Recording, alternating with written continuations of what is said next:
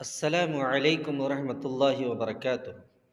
دوستو، جاہل صرف اسے ہی نہیں کہتے ہیں جو کتابوں کے کالے حرف کو نہ پڑھے ہوں، بلکہ جاہل اسے بھی کہتے ہیں جو کتابوں کے کالے حرف کو تو پڑھے ہوں لیکن اس پر کبھی عمل کرنے کی ہمت اس کے اندر نہ آئی ہو۔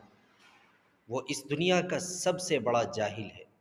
اس سے بڑا جاہل اس دنیا کے اندر کوئی بھی نہیں ہے، اس لیے کہ نبی اکرم صلی اللہ علیہ وسلم کے زمانے میں ابو جہل سب سے زیادہ پڑھا ہوا تھا، لیکن اس کو خطاب جہالت کا اس لیے ملا، باوجود پڑھنے کے اس کے اندر کبھی بھی عقل نہیں آئی حقیقت سمجھنے کی۔